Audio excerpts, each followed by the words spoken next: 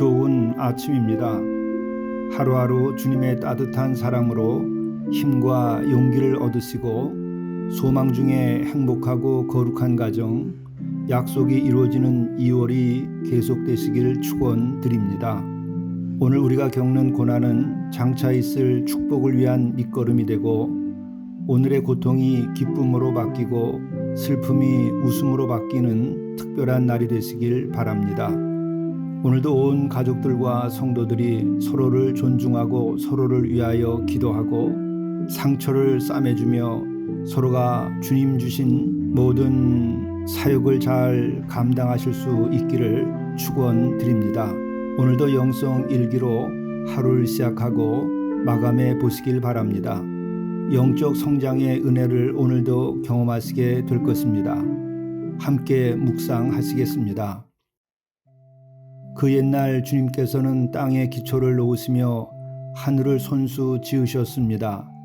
하늘과 땅은 모두 사라지더라도 주님만은 그대로 계십니다.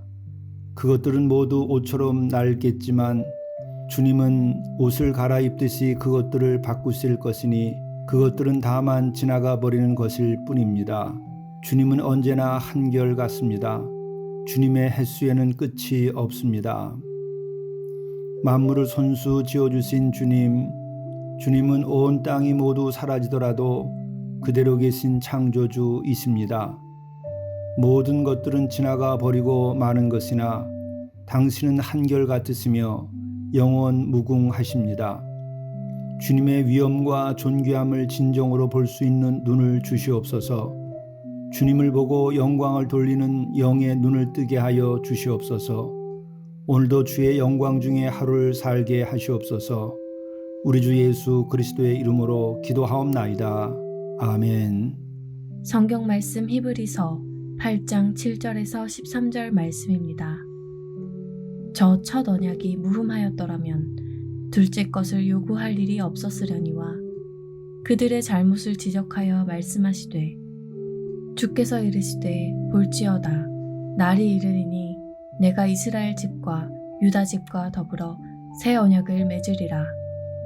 또 주께서 이르시기를 이 언약은 내가 그들의 열조의 손을 잡고 애굽 땅에서 인도하여 내던 날에 그들과 맺은 언약과 같지 아니하도다.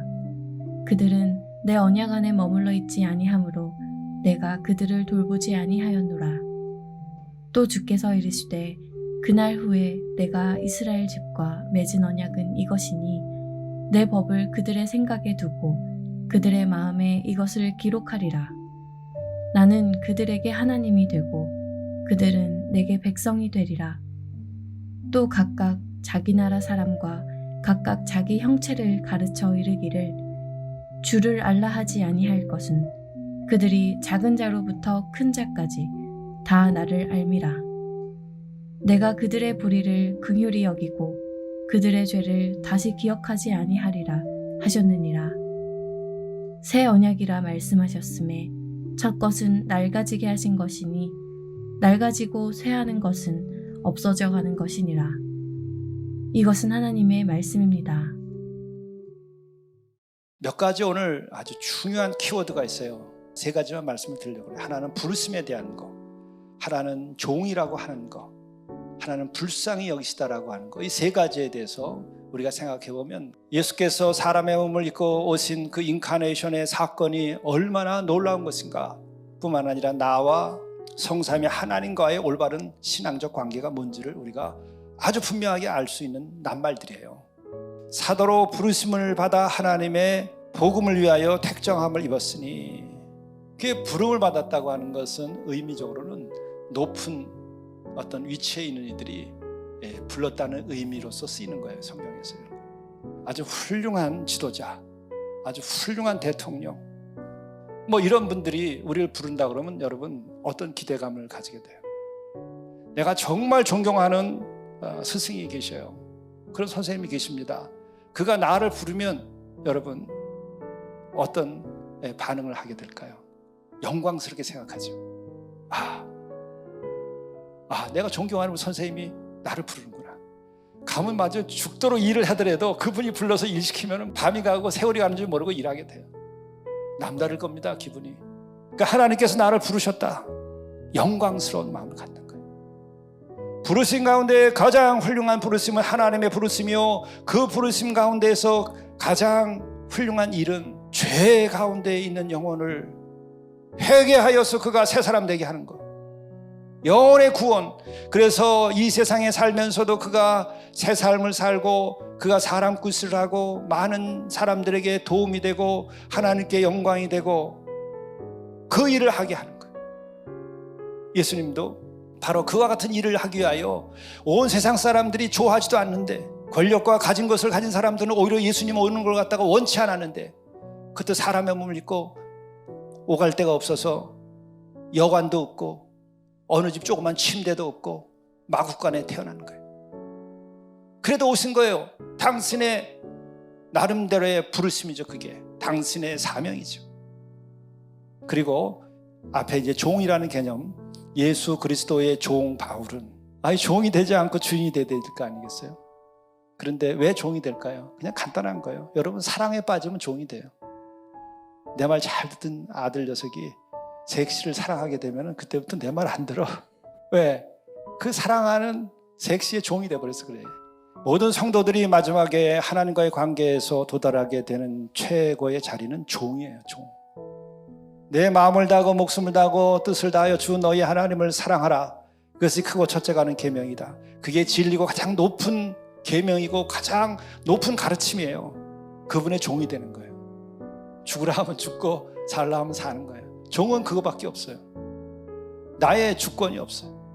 나보다 너무 거룩하니까, 너무나 아름다우니까, 내가 도달할 수 없는 그 거룩함과 그 사랑과 진실과 진리가 그게 있으니까 내가 더 사랑하게 되고 빠져드는 거예요. 그게 인간의 마지막 도달하는 그 지점이고 그게 새하늘이에요. 그리고 끝으로 불쌍히 여기시니라고 이렇게 얘기를 하시는데, 그 말씀을 보게 되면 이렇게 시작이 돼요. 예수께서 모든 도시와 마을에 두루 다니사 그들의 회당에서 가르치시며 천국 복음을 전파하시며 모든 병과 모든 약한 것을 고치시니라. 따지고 보면 그분은요, 뭐 대접받으려고 그러신 거 아니에요. 구원하러 오신 거예요.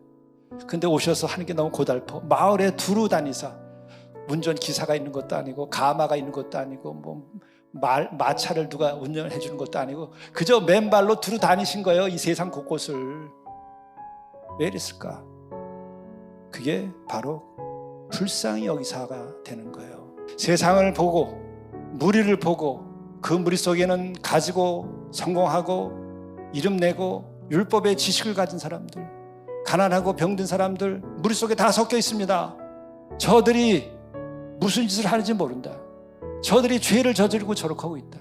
누구를 봐도 예수께서는 불쌍히 여기셨다. 그래서 예수께서 마지막에 한 것이 뭐냐? 제자들에게 이르시되 추수할 것은 많되 일꾼이 적으니 그러므로 추수하는 주인에게 청하여 추수할 일꾼을 보내주소 하리라. 우리가 같이 불쌍하게 여기자, 같은 마음으로 저들을 죄와 사망에서 건져내자. 그게 제자예요. 죄와 사망의 사람들을 구하려고 사는 거예요. 사업을 해도 그렇게 하는 거예요. 정치를 해도 그렇게 하는 거예요.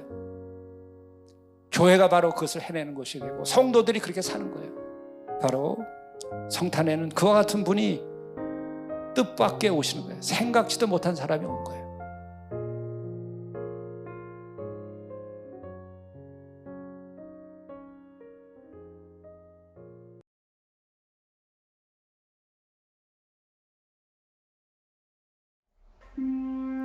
감사할 것을 감사하십시오. 감사하는 그 순간부터 삶이 새로워집니다. 감사하는 영혼은 주께서 그의 운명을 바꾸어 주십니다.